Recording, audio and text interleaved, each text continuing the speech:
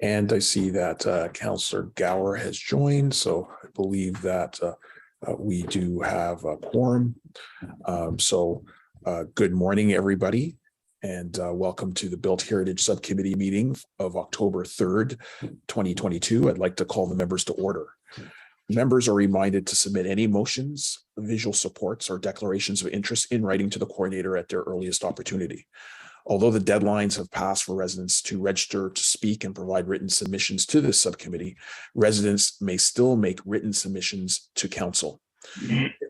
If you have technical difficulties signing into the meeting, you can contact the committee coordinator by calling 613-580-2424 extension 22953. A reminder that if participants are having technical issues with their Zoom connection, they may call in using the backup telephone number provided by the coordinator. Though we are meeting virtually today, I'd like to acknowledge that the land on which Ottawa is built upon is unceded Algonquin Anishinaabe territory. I'd like to take a moment to acknowledge that the peoples of the Algonquin Anishinaabe Nation have lived on this territory for millennia, especially in light that the National Day of Truth and Reconciliation was observed last week. We recognize that Algonquin culture and presence have nurtured and continue to nurture this land. The City of Ottawa also honors the people and the land of the Algonquin Anishinaabe Nation, and the City of Ottawa honors all First Nations, Inuit, and Métis people for their valuable contributions to this land. Today, we have received regrets from Member Conforti. Could the committee coordinator please call the roll? Member Halsall. Member Podolsky. Present. Councillor Gower. Here. Councillor McKenney. Member Conforti. Present. Councillor Brockington. Councillor Moffat. Here. Vice Chair Quinn. Here. Chair King. Here. You have quorum, Chair. Thank you, and apologies to Member Conforti. I had you listed as having sent regrets, but obviously you're here, and it's wonderful that you are here and you're joining us. Are there any declarations of interest? Seeing none, are the minutes of Tuesday, August 23rd, 2022 confirmed? Confirmed. Confirmed. Thank you. Given the number of items on the agenda today, we'll proceed with the consent agenda. The first item on the consent agenda is consideration of objection to notice of intention to designate 501 Cole Avenue under Part 4 of the Ontario Heritage Act. This item will be held for presentation and speakers. The next item is designation of 95 Henderson Avenue under Part 4 of the Ontario Heritage Act. Speakers are in attendance on behalf of the applicant. I want to ask those speakers if the item carries whether they need to speak.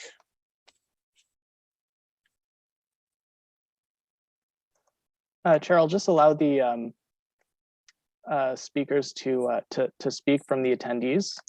Thank you.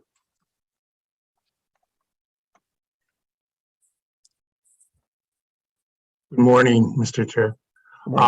John Stewart here. We do not need to speak. Okay, thank you. We appreciate that. For the subcommittee, is this item carried? Chair, I have my hand up, sir. I'm the local councillor wondering, I have questions to staff on the report. Sure. Are they short or should we hold? I have two questions. I'm in your hands. Maybe we should proceed then, just for since it's before us.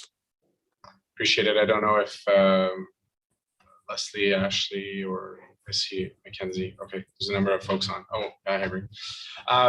So I guess my first question is, staff recommended that there'd be some level of preservation of parts of the building, and the report clearly articulates the kind of the going back and forth with the applicant. Yet the applicant did trigger the 60 days. So I'm wondering, with the report that's in front of us, what tools does city heritage and city planning staff have to preserve as much as we can of the characters that are identified in the report?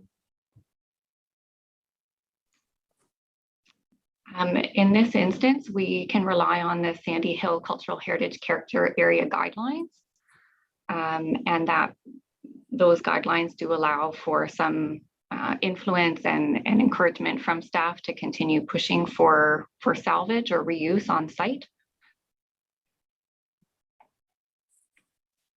Does it require further direction or a direction from this committee relating to layers of protection? Because we've seen a complete build, like a full demo and a full new building. I challenge a bit of the materiality and the shapes and the character that's being proposed. So wondering if there's more teeth from the department in the character elements of their new proposal.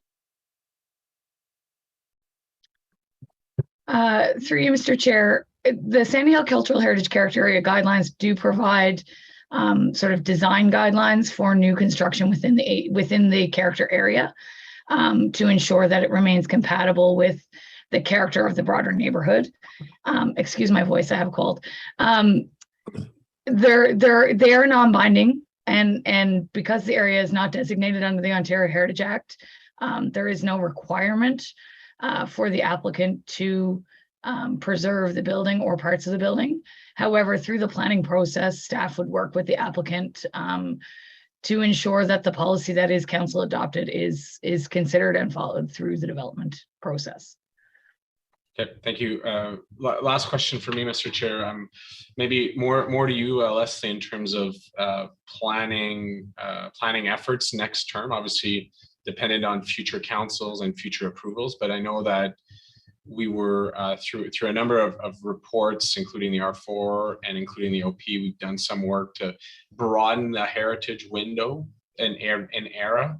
And I just want some reassurances. I know that work needs to be done, particularly in some areas of Sandy Hill, that would not, like from your current expertise, for your current understanding, that there wouldn't be changes to the staff review of this property if those policies were in place. You're correct, Councillor, that through the R4 study, we received a direction to re-examine the existing 7 HCDs that are east of King Edward Avenue, as well as the remainder of the cultural heritage character area, to determine if the level of protection under the Ontario Heritage Act was sufficient. So that remains on the branch's work plan. It won't be completed. It probably won't start for at least another year, given other workload items. I don't think that this, it's hard to predict whether if this was an HCD, we would have a different opinion. But at this point in time, we do have that on our work plan, and we do intend to reevaluate the level of protection in Sandy Hill based on now about 5 or 6 years of the character area and seeing buildings be removed or redeveloped. And we've had some successes in having them retained and some that have been lost. So it is still on the work plan. I don't think any further direction is needed. Okay, thank you, Leslie, and thank you, Chair. Sorry for a bit of a longer questions there. Not at all. Obviously, we always welcome the interventions of our local ward councillors at the subcommittee, and we're thankful for the work that Heritage staff is undertaking to focus a little bit more on these elements as they emerge. So, is this item carried? Carried. Thank you. The next item on the agenda is application for demolition and new construction at 14 Crescent Road. Speakers are in attendance on behalf of the applicant. If the item carries, do the registered speakers need to speak?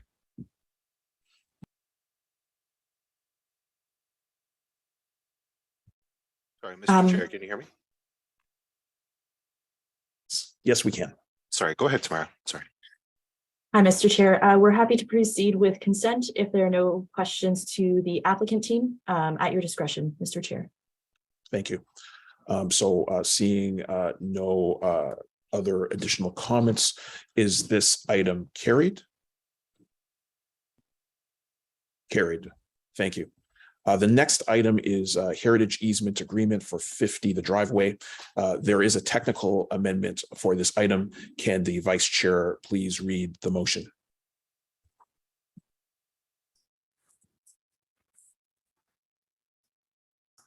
I'm pulling up the motion in a moment, Chair. Seems to be a slight delay in opening the document. Yeah, no problem.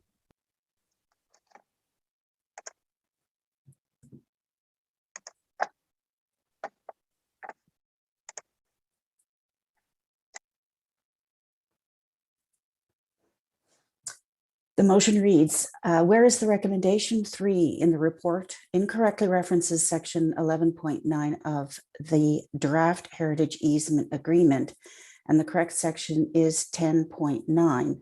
Therefore, be it resolved that recommendation 3 be amended by replacing section 11.9 with section 10.9. Thank you, Vice Chair, for introducing that technical motion. There, once again, our speakers are in attendance for this file on behalf of the applicant. I'd like to pose the same question.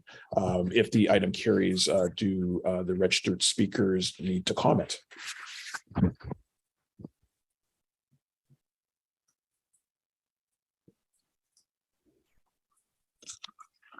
Sorry. Good morning, Mr. Chair. It's Tim Chatter from Joe Richards. We're happy to proceed with the staff recommendation. Excellent. Thank you. So is the motion before us carried? Carried. Carried. Is the item carried as amended? Carried. Carried. Carried. Thank you. The next item is 5.1. An item introduced by Member Podolsky, a direction to undertake an evaluation of the heritage value of the former CPR rail bridge over the Rideau River. There is a speaker for this item, so we will hold it. So we will now return to the first item on our agenda for 0.1, consideration of objection to notice of intention to designate 501 Cole Avenue under Part 4 of the Ontario Heritage Act. Can staff please provide an overview of this report?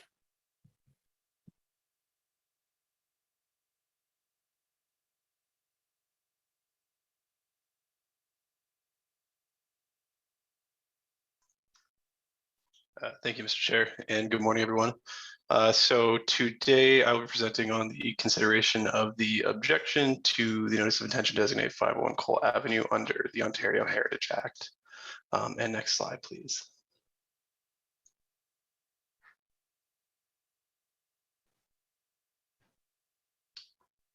So this property will be familiar to most members of the Built Heritage Subcommittee. However, just as a refresher, the subject property is 501 Cole Avenue, located in the Highland Park neighborhood. It's located near the intersection of Cole Avenue and Kenwood Avenue, south of the main commercial strip in Westboro. So just on the left there, you can see an aerial view of the site, and to the right are several views from just outside the property. And next slide, please. So I just want to quickly review the events that have led to this report being in front of Built Heritage Subcommittee today. The subject property is listed on the city's Heritage Register as a non-designated property. In the fall of 2021, staff received a request to designate the property from the Westboro Community Association. Once finalized, this request was added to the city's designation request work plan. In April of this year, an application for consent to sever was submitted to the Committee of Adjustment by the current owner to facilitate the development of 2 new single detached houses. A 60-day notice is required to demolish any building listed on the Heritage Register, and the application was adjourned until the 60-day notice period commenced. The formal demolition notice was received on May 9th, 2022, starting the 60-day notice period. Through the city's council-approved procedures for listed building demolition notices, the ward councilor requested that a designation report be brought to Built Heritage Subcommittee. On May 18th, 2022, the severance application was reheard at the Committee of Adjustment and approved conditionally. On June 20th, staff presented a report to this subcommittee on the designation of 501 Cole Avenue. In this report, staff recommended that the property not be designated under Part 4 of the Ontario Heritage Act, but Built Heritage Subcommittee instead recommended that the property would be designated under Part 4. And the item rose to Planning Committee on June 23rd and to Council on July 6th, where it was given final approval. A notice of intention to designate the property was issued the same day. Next slide, please. So that quickly covers most of the details leading up to today. But before we go any further, I do want to highlight the process that we're working under, so it's clear what the subcommittee and then council's responsibilities are. So on the screen is an abbreviated graphic illustrating the designation process under Part 4 of the Ontario Heritage Act. There's a lot of detail on there, but I'll break this down to clarify. So under the current Ontario Heritage Act, there's 2 opportunities to challenge a designation. And today we are working with the first opportunity, which is referred to in the Heritage Act as an objection. So next slide, please.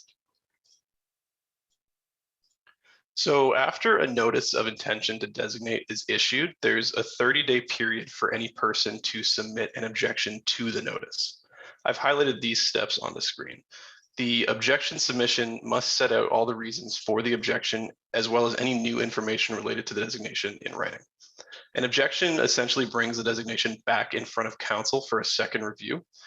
So after the notice of intention to designate 501 Cole was issued, the city received a notice of objection on behalf of the property owner within that 30-day period, bringing the item back to Built Heritage Subcommittee and council. And next slide, please.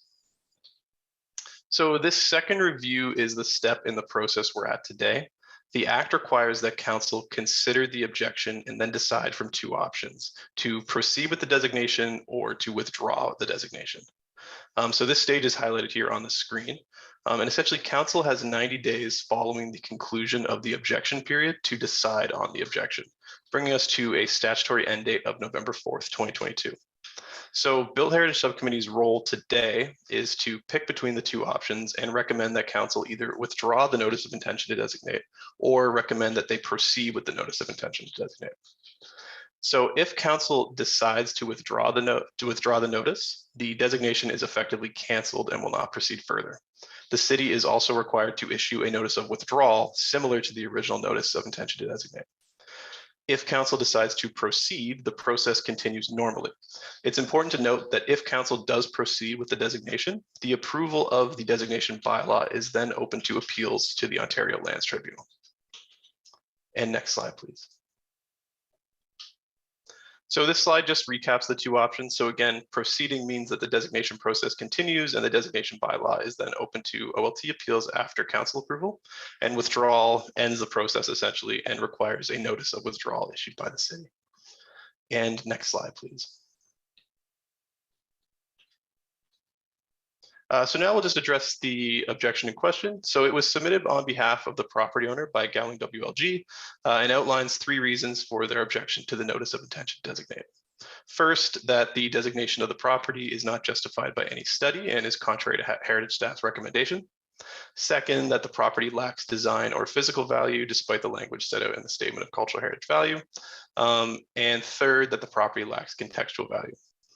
Heritage staff's overview of the objection is set out in the report brought forward to BHSC today. Staff are of the opinion that this objection received does not provide new or substantive information related to the designation of 501 Cole Avenue. The department maintains the position that designation is not recommended for the subject property as previously recommended. And next slide, please. So this report contains 2 recommendations. The first is a 2-part recommendation prompting council to adopt one of 2 motions, A or B. These motions correspond with the recommendation required today to either proceed with the designation or to withdraw.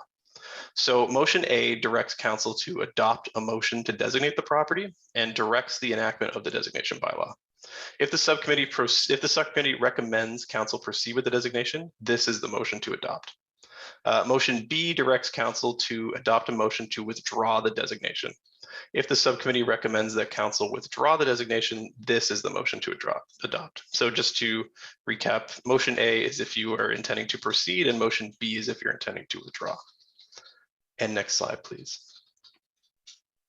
And then finally, the second recommendation is procedural. It suspends the notice requirements of the procedure bylaw so as to permit the report to proceed to council on October 5th within the statutory timelines required for consideration of the objection. And next slide, please. So that concludes my presentation. Thank you very much. Thank you, Greg, for laying out a very comprehensive view of the process here. We did not receive correspondence on this item, but we do have a number of registered speakers, and the first registered speaker is Julie Harris from ContentWorks.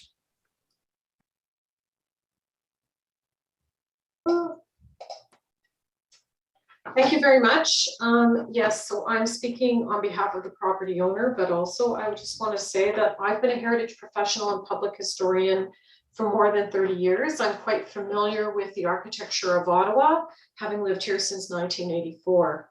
And I worked as an architectural historian for Parks Canada for 9 years, and I'm a former member of the former Conservation Review Board of Ontario. And I continue to do heritage consulting almost full time. And the rest of the time I work on matters related to Indigenous heritage and history. So I want to begin by noting that at the previous meeting of the Built Heritage Subcommittee, one of the members, and I was struck by this, said that heritage seems to be about taste anyways. And I would refute that, but I also think the comment reflected an uneasiness on the part of some board members for designating this property. I'm organizing my remarks in line with the staff report, which supports my analysis of the architectural merits of the property. The house was built by the Pert family or William Pert, the owner, with aspirations to build something of value perhaps, but they did not achieve it. Either because they didn't care enough, and we can never know that, or they did not have the financing necessary to create a good example of the architectural style that they chose.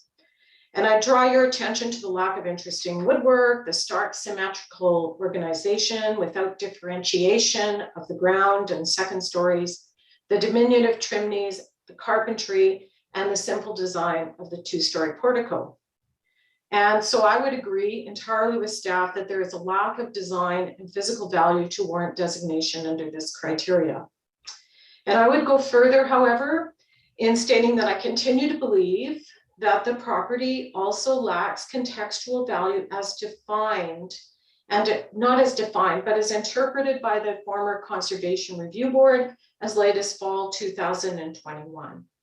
And the lack of sufficient contextual value is evident in the description of the heritage attributes attached to the statement of significance. The only points are a generous front setback and a green front lawn, none of which are requirements for the Cole subdivisions. The attributes do not mention its physical relationship with other buildings, including its neighbors, of which would have to mention about a dozen at a minimum, possibly up to 50. So I would say that it is a risk to designate this building, and I agree, or with this property rather, and I would, I entirely agree with the City of Ottawa's heritage staff in stating that designations of these kinds of buildings, and I've been contacted by many owners of properties on the register, require a fuller study before designation. But even with a fuller study, I believe that this building would not be recommended for designation. And that's all I have to say. Thank you so much for your comments. Are there any questions for this speaker? Seeing none, thank you so much for your deputation today. The next registered speaker is Murray Chowan of Novatech. Thank you, Mr. Chair, and if the committee coordinator could put up our rather brief presentation. Thank you very much. I want to start by just saying, or referring back to the discussion when this matter was before Built Heritage Subcommittee on June the 20th.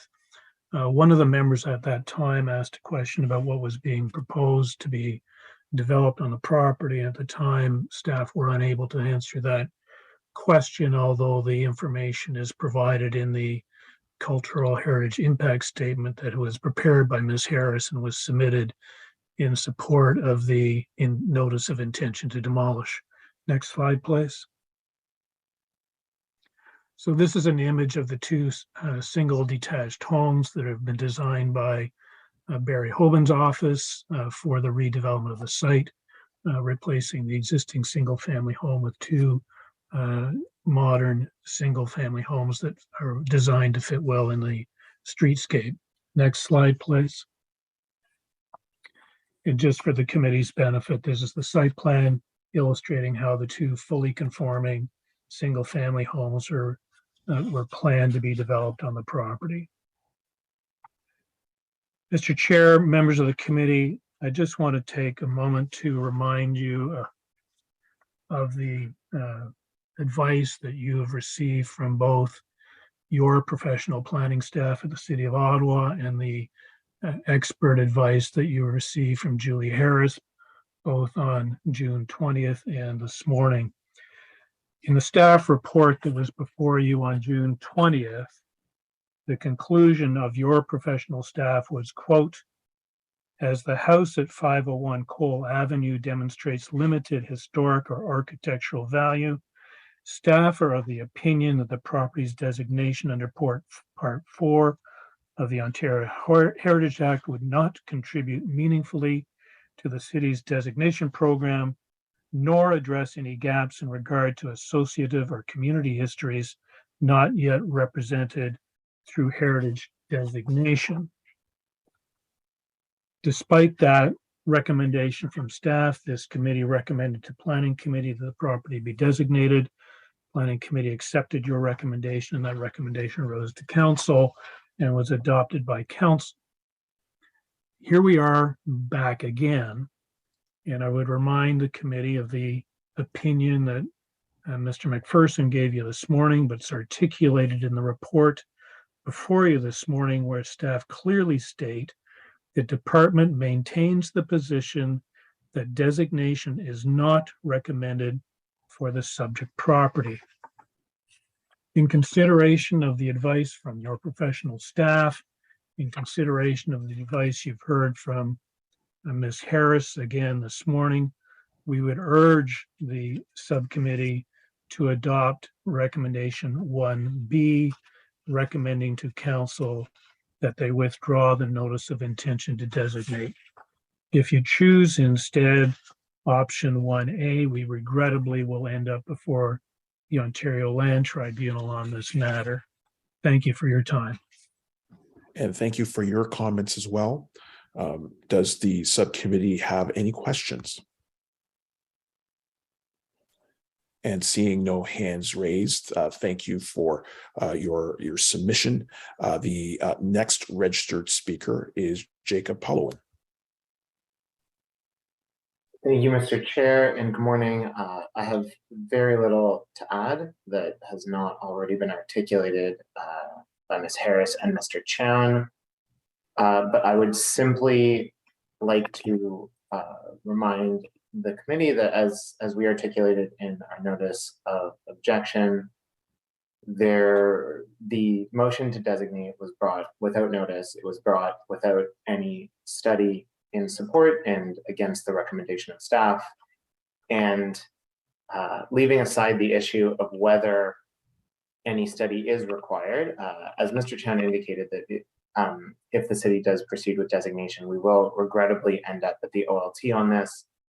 And in such an event, it would be our intention to summon the city's staff as well, and to examine them on the opinion that they've already provided to the committee against designation. And subject to any questions you may have, that's all I have to say. Thank you for your comments. I suppose not unlike this process that allows an objection, the proper process was also followed in terms of councillor intervention. So I just wanted to point that out. Was there any other questions for this delegate? Seeing none, thank you so much for your comments. And the last registered speaker is Heather Mitchell from the Westboro Community Association. Hello, committee members. Thank you for seeing me here today. I'm Heather Mitchell with the Westboro Community Association. I'm very disappointed that we do have to be here again today. I'm very appreciative to the owner's team who have made it very clear to you today what their next steps are. Good for them for making that super clear. They are going to take you to the Ontario Land Tribunal. So good to know where we stand. You committee members have already rendered a decision on 501 Cole, agreeing to designate this as heritage property. So has the Planning Committee and full council. However, as is their right, the owner has now appealed the decision.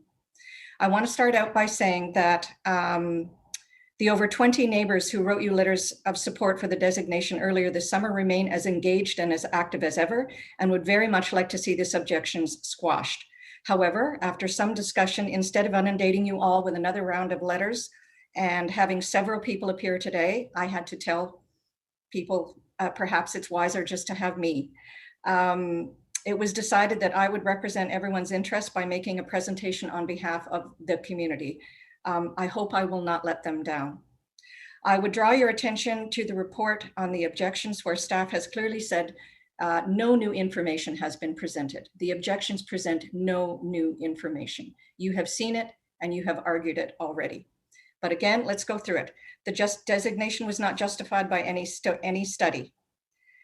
Staff has made it clear that the Ontario Heritage Act does not require a designation, requires a study. They don't define what study means. However, let me tell you, there was considerable study conducted by us, the community. Neighbors researched the city archives, reviewed provincial definitions of architectural styles, dived into the history of Nepean, Highland Park, and Westboro, and much more. Local historian Dave Alston conducted quite a bit of research, which was presented to you all this summer. The community does not have the money to hire a heritage consultant or architect. Like Ms. Harris, wish we did, but we don't. Staff, Councillor Leeper, and you, committee members, seem to feel this was quite sufficient, and you were able to have a good discussion and render a decision based on what we presented. Now to the staff recommendation issue. Despite meeting one of the 3 criteria, which we did meet, staff chose not to recommend designation. However, the fact the committee chose not to agree with staff is, in my view, irrelevant. I know from watching city activities for many years now, staff may recommend or not recommend a course of action or policy, but you councillors ultimately have the final say. You are, after all, representatives of the communities that elected you, and you may have a different view from city staff. This objection seems to infer that staff know better than you do, and you should always therefore agree with them. This is simply not true. You listened to the community, you chose to recommend designation. I hope you will continue to support it. Lack of design or physical value. We have no issue with that. A property may be designated under Section 29 if it meets one or more of the criteria. It meets the criteria of context. We appreciate that there are sexier looking representations of this architectural style in Ottawa, and that was not the meat of our argument. So I'm going to put that aside.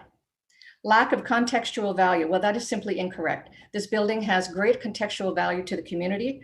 Our submission, which staff agree with, made it very clear the building does have strong contextual value and is important to the community. Just to go over the statement of cultural heritage value, it contributes to the area's historic character.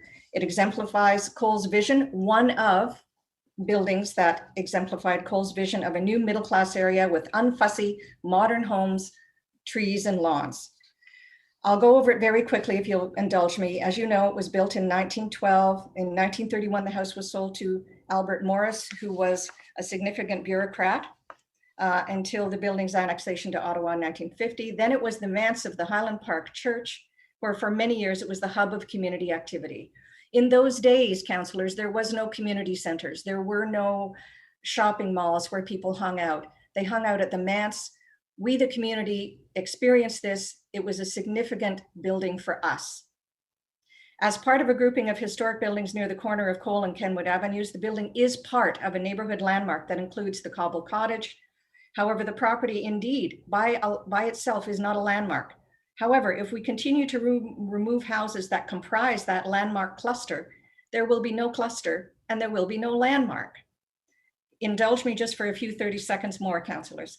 We note that Westboro is one of the only inner city neighborhoods that does not have a heritage district, and very little has been done to date to preserve our heritage properties. Indeed, staff made this statement to you all this summer that they would work with the community to help identify and preserve our local heritage. We've already begun work on this. And on a side note, I'm a little puzzled about the objection, which seems to say two things about its view towards staff. In the first objection articulated, it says we should be following the advice of staff, that is, not to designate. In the third objection, it says we should not be following the advice of staff, that is, that the house has contextual value, but the objection says that it does not. So I'm a little confused. I don't know what the objections are saying. They seem to say two contradictory things about whether we should follow staff or not. Therefore, we respectfully submit the objections hold no merit, and we hope you stand by us and support your original decision to designate 501 Cole as a heritage property. Thank you very much. Appreciate your comments. Are there any questions for Ms. Mitchell? Seeing none, thank you so much for your delegation. Does the committee have any questions for staff?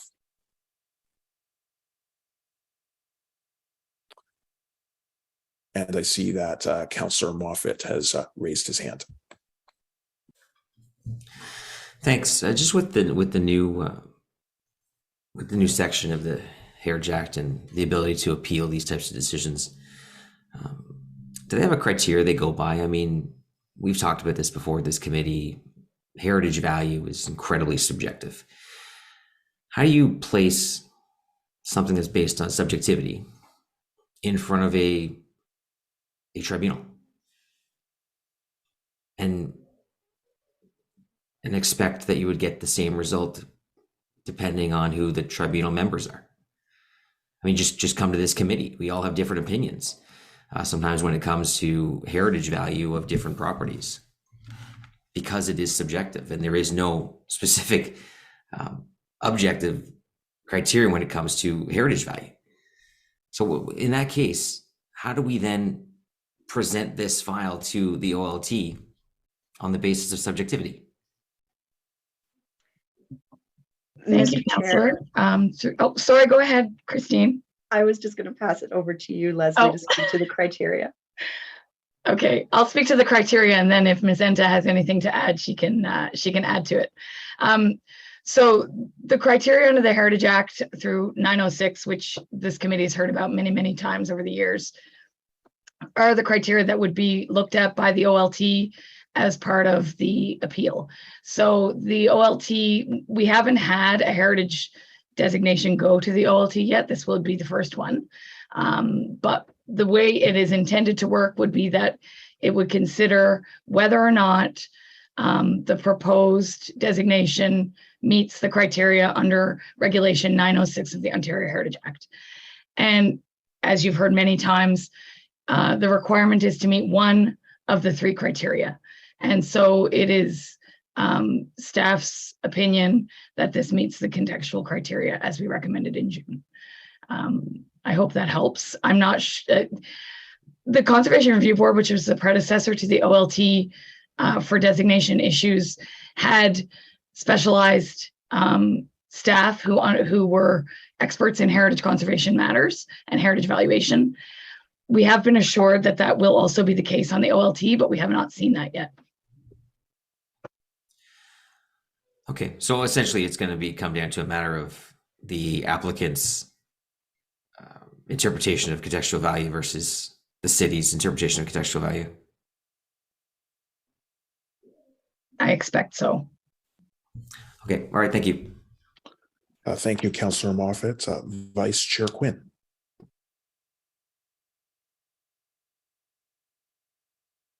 Oh, and I think you're on mute, Vice Chair Quinn. My apologies. My question is procedural. I'm just wondering why this has come back to the Built Heritage Subcommittee. I think this is the first time that this kind of an objection has ended up back with us.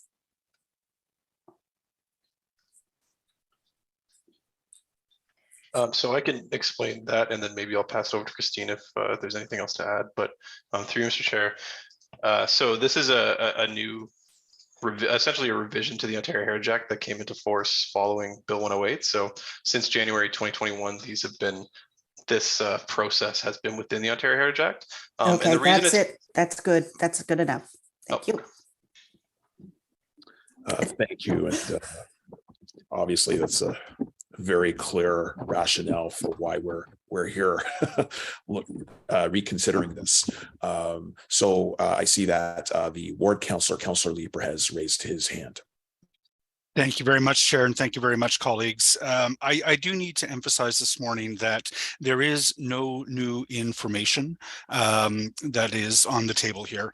Staff originally agreed that it had this building had contextual value.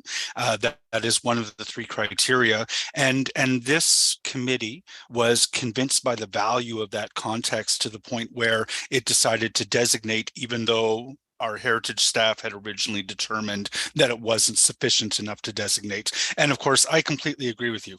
The contextual value in this instance is very significant. And it's not just a group of neighbors who have determined that it has contextual value. People who I deeply respect, like Linda Hode and Dave Alston, who do their research, who understand the heritage legislation in the province, they've said this has contextual value. We're not designating very many of these homes that have this value to the community and keeping alive the memory of the roots of Westboro and Highland Park and McKellar Park.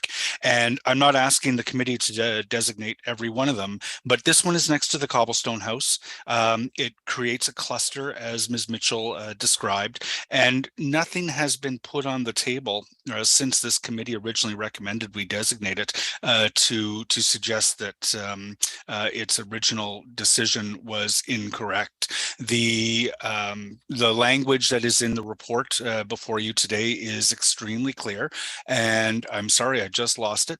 Heritage staff are of the opinion that the objection received does not provide new or substantive information related to the designation of 501 Cole Avenue.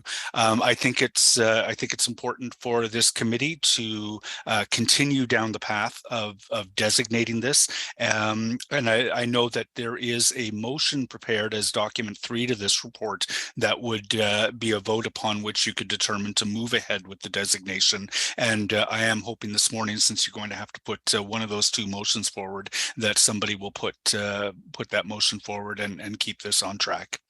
Thank you very much, Chair. Appreciate those comments, Councillor Leeper. And do any other members of the subcommittee have any other comments on this item?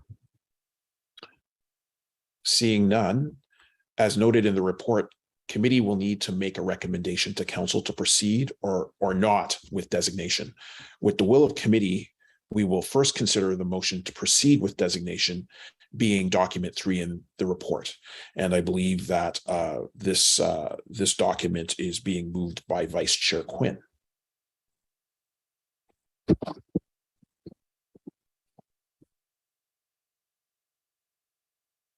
And I believe you're on mute, so Vice Chair.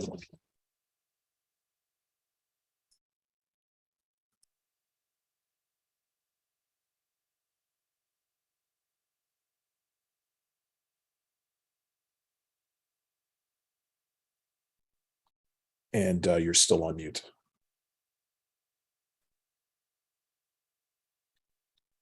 If Vice Chair Quinn is having issues, of course, I can always read the motion into. How's that? Can you hear me now? There we go. I'm so sorry. No problem. I think I'd have the hang of this by now. The motion reads as follows. Whereas council issued a notice of intention to designate 501 Cole Avenue on July 7th, 2022, and whereas the objection to the notice of intention to designate was received by the city clerk on August 4th, 2022, and whereas the Built Heritage Subcommittee has considered the contents of the objection through report ACS 2022 PIE RHU 0037, and whereas the Built Heritage Subcommittee continues to find that the building has cultural heritage value as defined in the Statement of Cultural Heritage Value attached to the staff report as document 1, therefore be it resolved that the Built Heritage Subcommittee recommend that council proceed with the designation process under Part 4 of the Ontario Heritage Act through the passage of a bylaw designating the property at 501 Cole Avenue for its cultural heritage value. Thank you for reading that into the record. Is the motion carried? Carried. Carried. Carried. Is the report as amended carried? Carried. Carried. Thank you. This report will be submitted to Ottawa City Council on October 5th, 2022. Our next item is 5.1. The direction from Member Podolsky to undertake an evaluation of the heritage value of the former CPR rail bridge over the Rideau River. As this is a member's item, there is no staff presentation. Did the mover wish to briefly introduce the item? Yes, thank you, Chair King. I hope that I am on non-mute. I'm good, thanks. Very briefly, in May of 2022, it came to my attention and attention of others that the City Infrastructure Department were recommending that this CPR rail bridge constructed in 1898 should be replaced rather than rehabilitated because of its physical condition. Very briefly, documentation has kindly been circulated by staff, including the 2018 physical conditions report that gave background on the bridge, analyzed its physical conditions, and had two options for proceeding with the renewal of the bridge. One was rehabilitation, and the second was demolition and replacement. It appears to be more expensive to rehabilitate the bridge, and the recommendation by the infrastructure staff seemed to be based on the assumption that this bridge had no heritage value.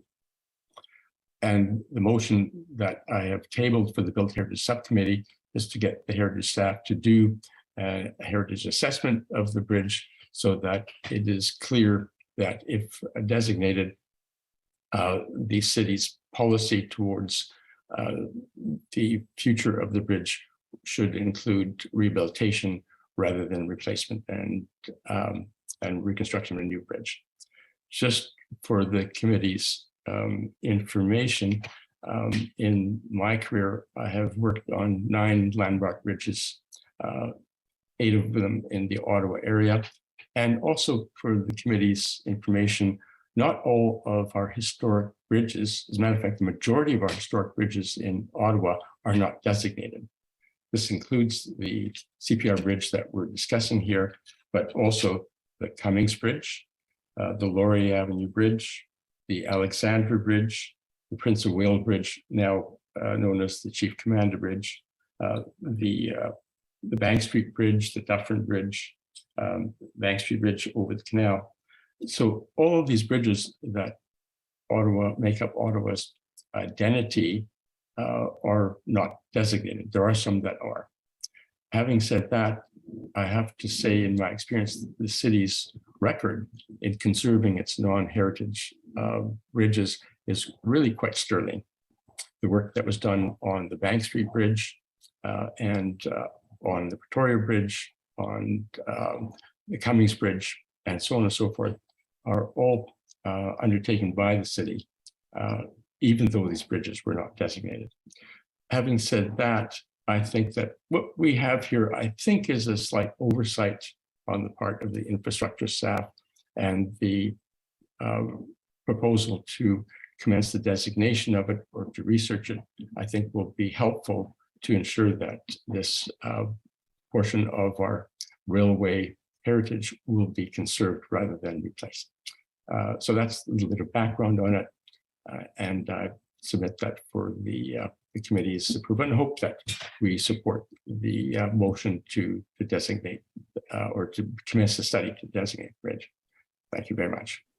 Well, I do appreciate the introduction of this motion, Barry, and we did receive some correspondence on your item. 3 items that came in, including all in support, and items that came in from both Action Sandy Hill as well as the Old Ottawa East Community Association. We do have some registered speakers. I see that a local ward councillor, Councillor Menard, had raised his hand. There will be an opportunity to raise questions to staff and comment after we hear from our registered speakers, starting with David Jeans.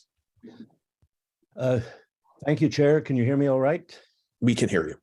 First, I'd like to thank all the BHSC members for serving on this important subcommittee, particularly those who also served during the last term of council. As a railway historian, I've been particularly interested in this bridge and others for more than 20 years. I'm a member of several railway history organizations, including the Canadian Railroad Historical Association, the Bytown Railway Society, and the Ottawa Railway History Circle.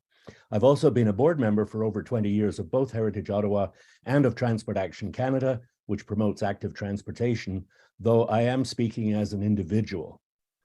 In 1999, I asked Heritage staff at the Old City of Ottawa to consider designating this bridge. At that time, the wooden ties of the original rail deck were removed and handrails were welded to the tops of the bridge girders. The 1898 CPR bridge is one of the oldest surviving railway bridges in Ottawa. It was the first steel girder railway bridge in Ottawa, as all preceding bridges had been truss bridges. It's the oldest surviving railway bridge over the Rideau, Ottawa, or Gatineau rivers. And when I say that, I'm talking about the bridge itself. Other bridges may have been older, but have been replaced over the years. The 65-foot long plate steel girders came from the Carnegie Steel Company in Pittsburgh and are marked with the Carnegie name. The bridge was one of the first in Ottawa supplied and installed by Dominion Bridge of Lachine, Quebec, before they built the Alexandra Bridge. Therefore, the bridge has design, engineering, and construction significance. The bridge was built shortly before Andrew Carnegie sold his steel interests to Henry Morgan to create U.S. Steel in 1901. The bridge, therefore, represents the accumulation of wealth by Andrew Carnegie, which enabled him to become a major philanthropist, including paying for the construction of the Ottawa Public Library and the Rosemount Library.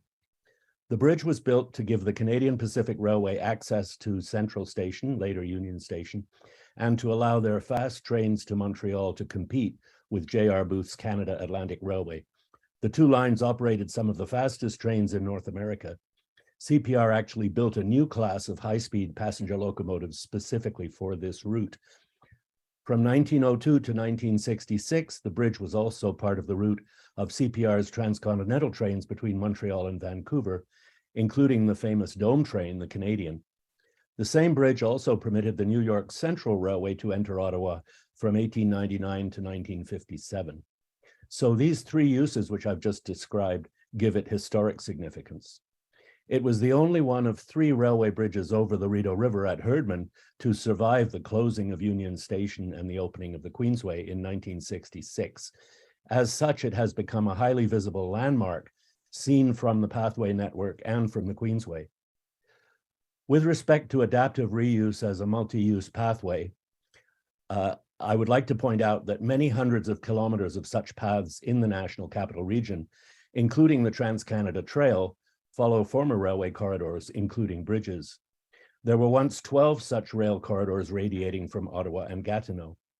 If every bridge built for railway use had to be rebuilt to meet modern Canadian highway bridge standards, such pathway conversions would become prohibitively expensive.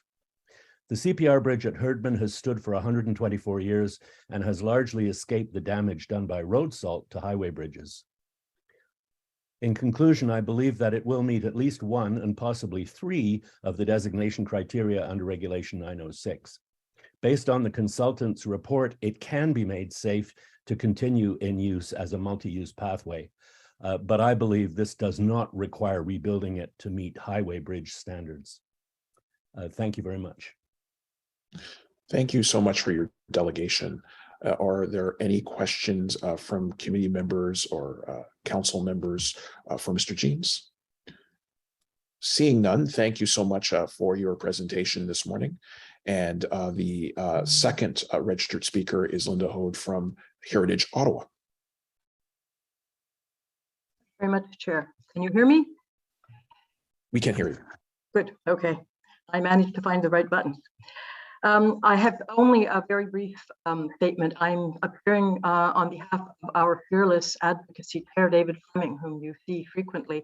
He has he survived Flora, but managed to come down with a cold, and passed on the duty of responding to this item to several of his colleagues. So I decided maybe I should do it.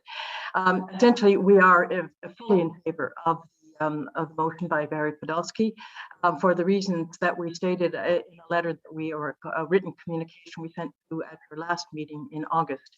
So I won't say any more than that. Thank the staff for letting me come in late.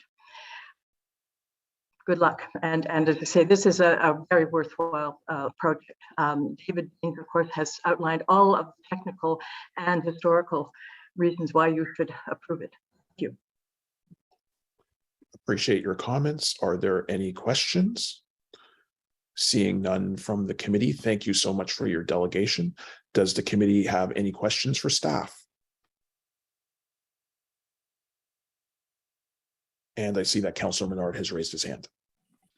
Thank you very much, Chair King, and thanks to Member Podolsky for your work on this and bringing this forward. We're supportive of the direction and motion.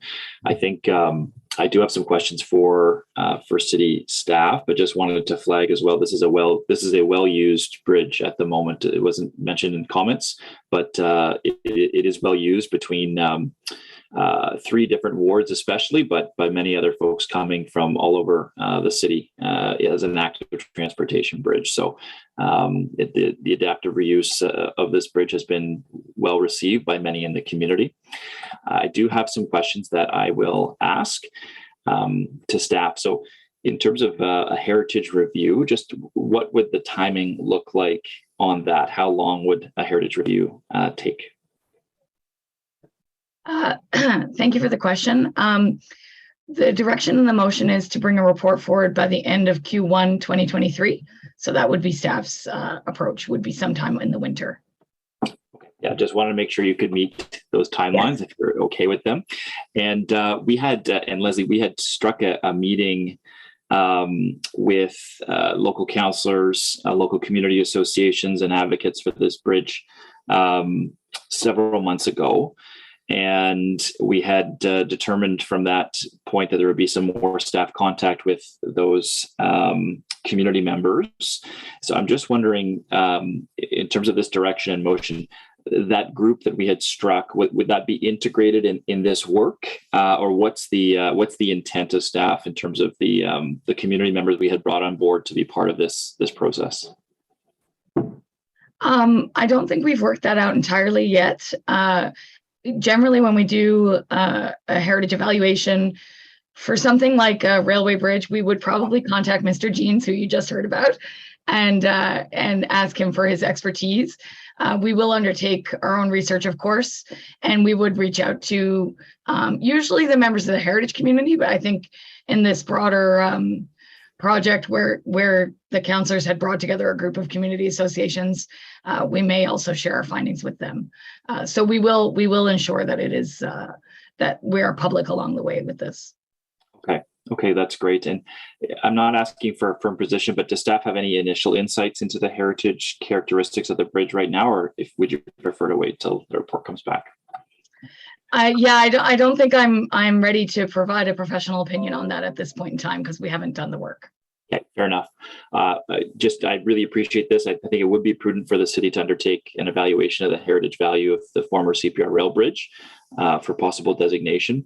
And I think there's obviously very valid heritage considerations that require thoughtful reflection and analysis, and city heritage staff have the knowledge and expertise to conduct this evaluation. So just a thank you again to Member Podolsky, and we look forward to working with staff cooperatively on this into Q1 2023 of next year. Thank you. Thank you, Councillor Menard, for both your questions and your comments. Are there any other questions or comments to staff on this item? And I don't see any raised hands. I'd also like to thank Member Podolsky for bringing this item to the subcommittee, and also to all the councillors who are obviously positively impacted by this bridge, including Councillor Menard. I see Councillor Fleury. I know that other councillors as well participated in a conversation with community associations expressing their concern about ensuring the examination of the potential preservation of this landmark. So I appreciate all the work that was done. Is the report carried? Carried. Carried. Thank you. This report is not rising to Planning Committee or Council, but the recommendation to designate or not for the CPR rail bridge will come forward in 2023, and committee will make recommendations to council at that time. The next item is in-camera items, and there are none. The next item is information previously distributed. The designation refusal reports for the third quarter of this year was circulated. There is no presentation on that item. Number 8 is notice of motions for consideration at a subsequent meeting. We did not receive any notice of motions. Inquiries. There are no inquiries to date. And in terms of other business, there is one planning circulation on the agenda, which was distributed to members prior to the meeting. Members of the public have the opportunity to comment through DevApps on ottawa.ca, and Ontario Heritage Act applications would be considered at a later date. The planning circulation that was sent around referred to a zoning bylaw amendment and site plan control application for 29 Russell Avenue. Is there any other business? Seeing none, on adjournment, is the motion carried? Carried. So we're adjourned, everybody. Thank you, everyone, for your attendance.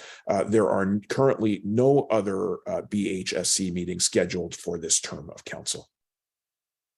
So it was definitely a pleasure serving with all of you, and hopefully we will see each other again, some of us at least, in the new term. Thank you so much. Thank you, Ralston. Great work as chair this term. For me, it's 10 years done and dusted.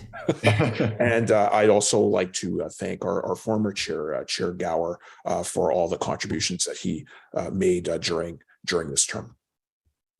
Chair, do you mind if I say something as well? Absolutely.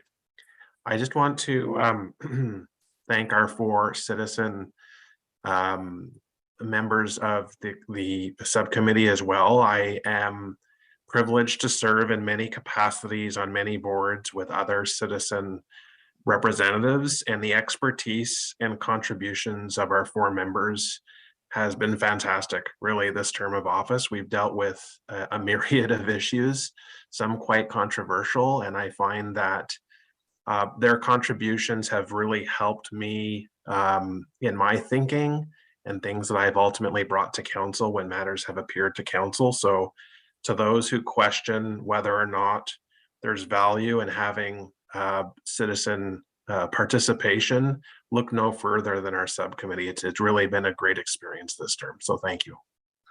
And I appreciate those comments, Councillor Brockington, and I share them, and I'd like to reflect those as well. I also believe that there's a great technical expertise, as well as the reflection of the community concerns in public members, and I think that that has been strongly demonstrated over this term by our wonderful public members. Their contributions and their inputs have been invaluable to not only this subcommittee, but I believe the city as a whole, in terms of the analysis of issues around heritage. So I really do appreciate those comments. I share those sentiments, and I also want to relay that to our esteemed public members who are bringing the expertise, the needed technical expertise to this subcommittee. So thank you so much. Thank you. It's appreciated. It's been 10 years for me too, Councillor Moffat. And me too, Councillor Moffat. But I'm the one leaving. You guys can stick around. You guys can come back next term. I can't. Oh, that's right. You're on your way. That was my point. You guys are great. Okay. You can stick around. So. But thank you so much, everybody. And we are adjourned, and it will be interesting to see how heritage files evolve into the next term of council.